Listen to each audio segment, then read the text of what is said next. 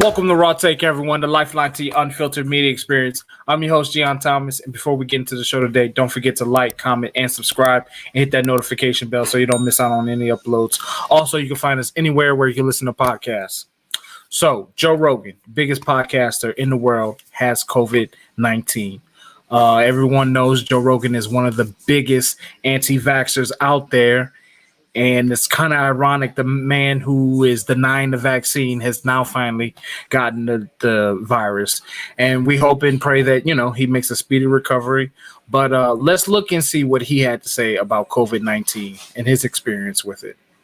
Hello, friends. So I got back from the road Saturday night, feeling very weary. I had a headache and I just felt run down. And just to be cautious, I separated from my family, slept in a different part of the house, and throughout the night I got fevers and sweats, and I knew what was going on.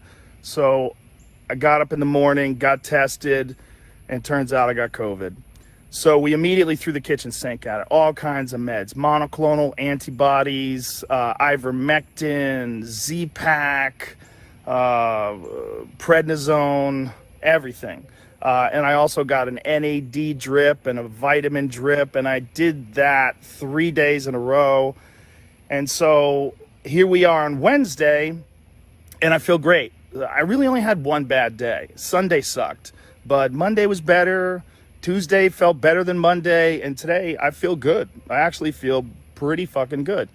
That's the good news. The bad news is we have to move the Friday show in Nashville. It's going to move to Sunday, October 24th. So that will be the new Nashville date. My apologies to everyone. Obviously, there's nothing that I can control. It is what it is. Crazy times we're living in. But a wonderful, heartfelt thank you to modern medicine for pulling me out of this so quickly and easily.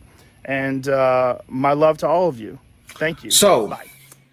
As Joe Rogan said, they threw everything but the kitchen sink at it. And which Joe Rogan can do that. Joe Rogan has the funds and the resources to do that. But, if you hear the things that Joe Rogan took, he had the antibodies.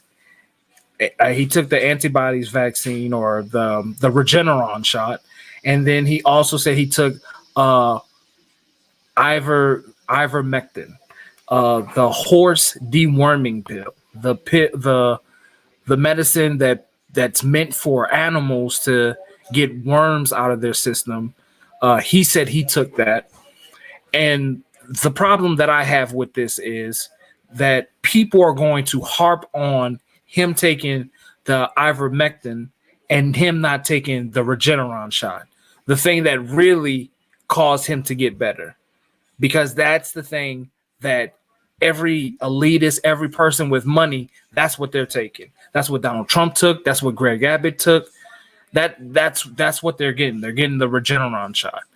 And it's pretty much 100%, or maybe not even 100%, but over a 90% effective when people get shot up with these antibodies. And it's just disingenuous because Joe Rogan is a millionaire. Joe Rogan just signed $100 million Spotify contract. Joe Rogan has access to things that a lot of his listeners do not have access to. So him being a huge anti-vaxxer, it's not just a problem. It's disingenuous to his listeners because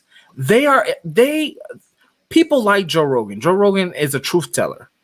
He fought against Candace Owens when she came on his show. He fought against Dave Rubin. Other people on the right, and he even pushed back against some people on the left. People like that. People see him as a truth teller. Now, yes, Joe Rogan does have some crazy people on his show, and he takes some absolute asinine takes. Yes, I will say that. But he's a kind of a middle of the road guy that everyone likes, love it or hate it. So, but when you have somebody like that, when you have such a mega influential person, You have to be careful with the words you say, how you say things, because people grasp onto your words. And when you're the biggest podcaster, people listen to you all across the world, and you're saying not to take the vaccine, that you don't trust the vaccine, that you don't trust the science behind it. It's very disingenuous, because your listeners are going to take that and they're going to run with it.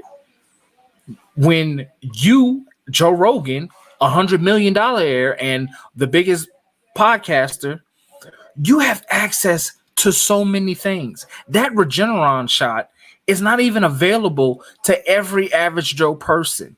You have to get authorized by the government. And everybody knows Joe Rogan is buddy with Greg Abbott.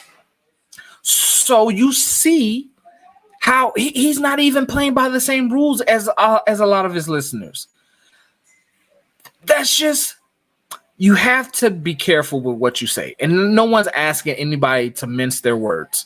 I will never ask anybody to say that or do that. But you have to be careful with the things you say, especially when you get to such a big platform. You can't just tell people to take ivermectin, and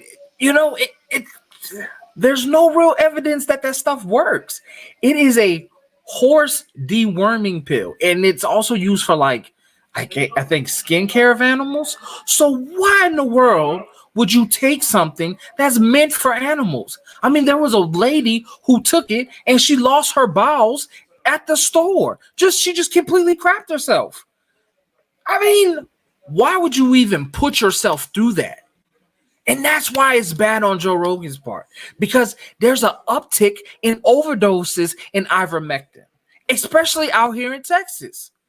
So you have people who need to take the vaccine, who should at least consider the option of taking the vaccine, and they're looking to these alternative options that can be worse for them, that can put them in the hospital, that can potentially kill them.